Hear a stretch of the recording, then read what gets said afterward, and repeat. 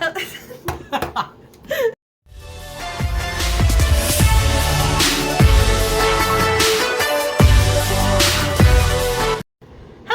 my name is Erin Suter, and welcome to another episode of Spill the Tea. Yay! So I am the LGBTQ coordinator here at Indiana State, and I am over the LGBTQ Resource Center, which is the room that we are in now.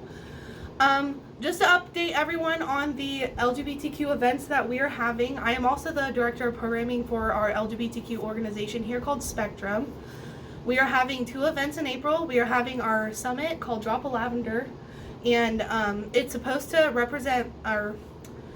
mimic Mumble Tech, which is the Midwest Lesbian, Gay, Bisexual, Transgender, Asexual College Conference. A mouthful. Yeah. But it's supposed to resemble that, and it's free. It is April 18th from 9 to 5. And then we also have our Second Chance Prom, and that is April 25th from 7 to 10 p.m. And they're both going to be located at ISU in the DD activity centers. So to get on with the show, we are now going to go into our interview.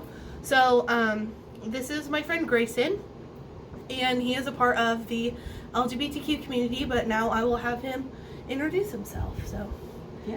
here you go. Hi, so my name's Grayson. I'm a freshman here at ISU.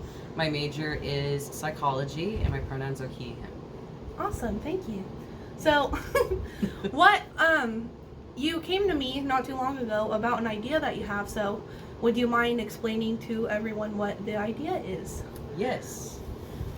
So as a trans person here on campus, I realized that there was a profound lack of resources, not only just for the LGBT plus community, but specifically for trans people, like trans students, faculty, and staff.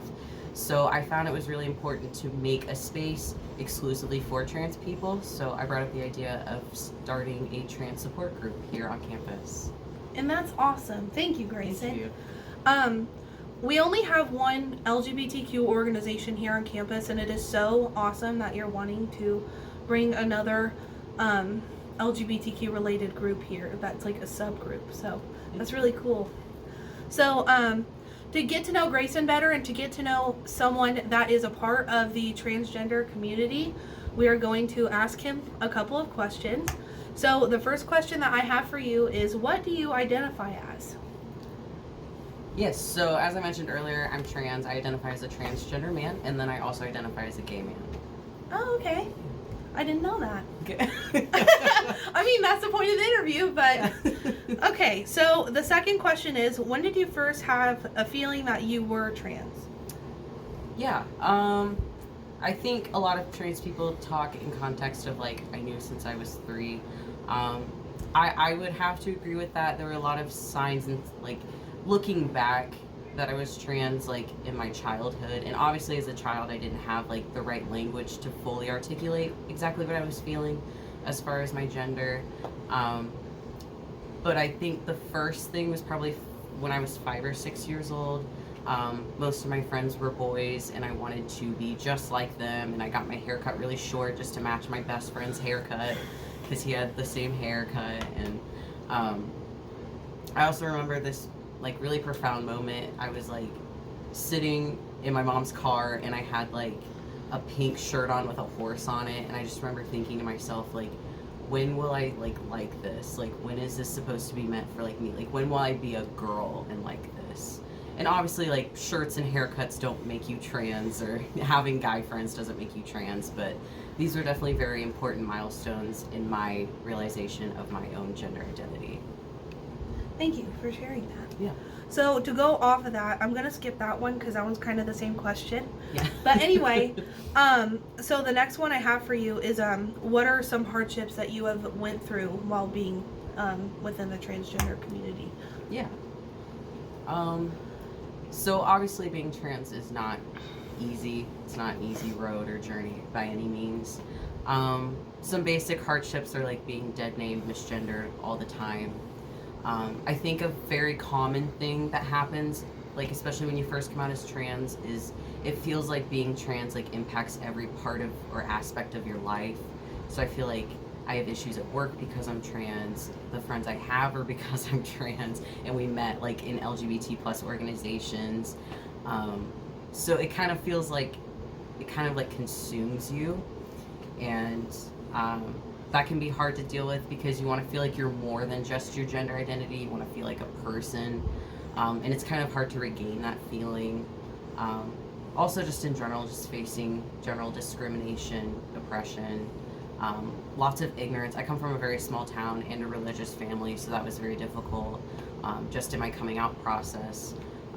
I was one of very few LGBT people in my high school, so when I came out senior year, that was very difficult to deal with, just because there wasn't a lot of education on the topic either. I agree with that because not that I'm trans, but I'm from a small town too, as you know. Yeah. So I can understand why you went through some of that. But to be more optimistic about this subject, what are some positive aspects that you have had while being trans? Yeah, I think the biggest thing I've probably gained from being trans is a sense of self that I feel other people don't really get to experience, because when you are trans, you have to figure out so much about your own personal identity that, like, at the end of you realizing who you are, you have, like, such a greater sense of self. Being trans has also kind of made me who I am today. It's made me a very, like, strong-minded, strong-willed, very resilient person. It's also made me a very active person. So just, like, recognizing a need, like the need for more trans resources here on campus, and being able to stand up and be like, you know what, I'm going to make that resource, instead of just sitting and complaining about it or wishing that something would be done. I'll do something about it. And I also feel like I've never had a greater sense of community than in the trans community.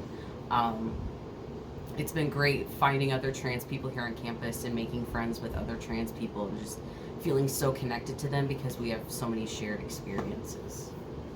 Awesome. I'm proud of you for doing all that activism stuff. Thank you. You're welcome.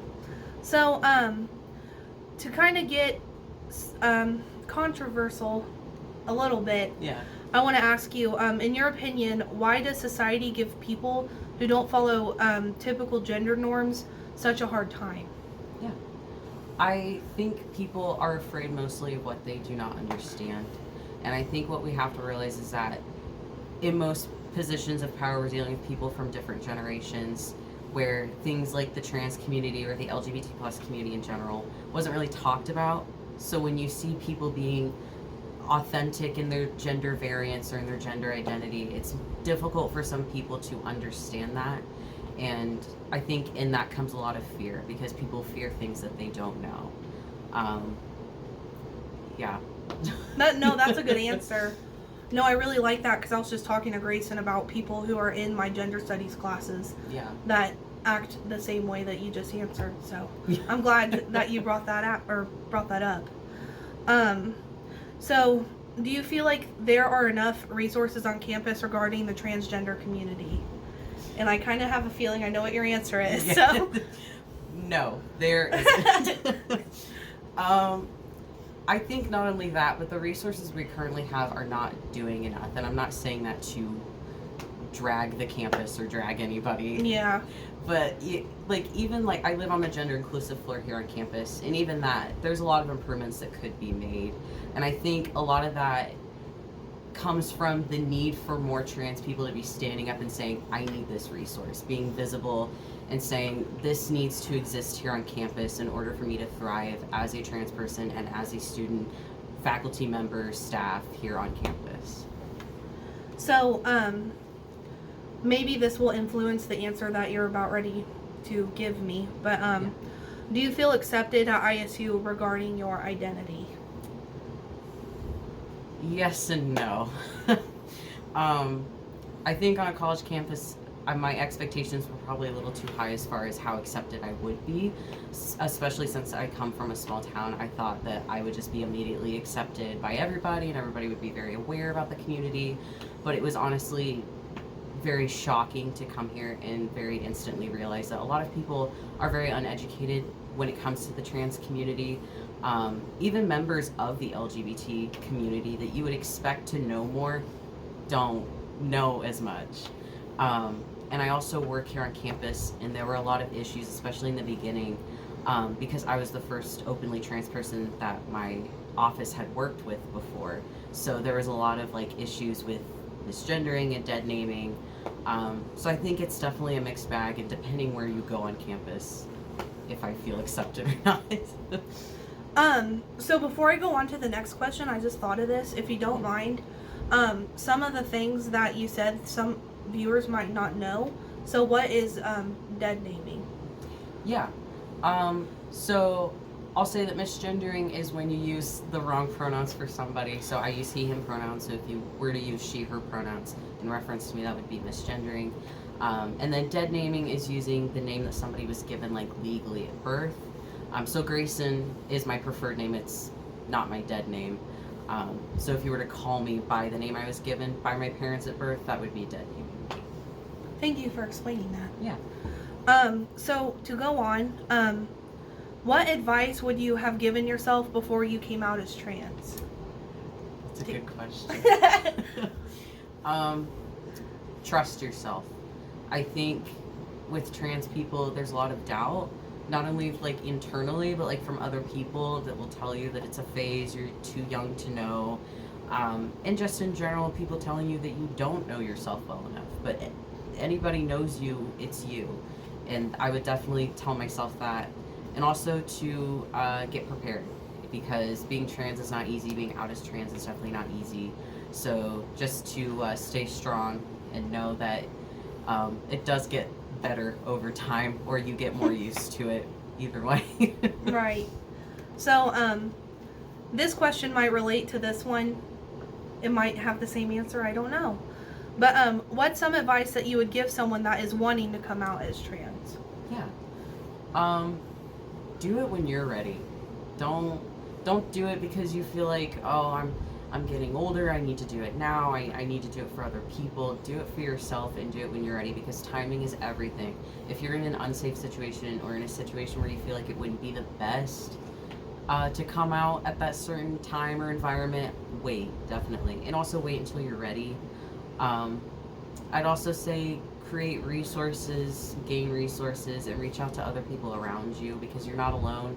Being in the closet about being trans can be a very isolating experience, so making sure that you are making connections with other people is so crucial to make sure that you have a healthy and happy coming out and transition, whatever that looks like for you. Awesome. Thank you. Thank you. So, is there anything else that you would like to add that I didn't ask? I can't think of anything. Okay, No. that's fine. So, before I end this, I'm gonna talk about some transgender resources that I can think of off the top of my head. We do have the Student Counseling Center. I go there and I personally like it, but I don't know how it is for people that are transgender. So, but we do have that on campus. It is only $60 for the academic school year, and it's $30 a semester, but most people get that waived if they cannot afford it. So thankfully, they do that for me. So that's one resource, but that's one thing about not having resources, is that they are very packed. Yes. So, but we also have the LGBTQ Student Resource Center that we're in now. We do have a lot of books that you can read and movies that you can rent out that are educational regarding the community as a whole, but then also the transgender community. But then also another one I can think of is the Trevor Project, if you know what that is. I'll put a picture of it at the end of this video, but they do have a hotline for transgender individuals, and I think it's only for people that are 21 and younger. Yeah. I think. But anyway, regardless, I'll post the transgender resources that I find at the end of this video. So before we end this, I want to award Grayson with this kettle, I think it's called. Kettle.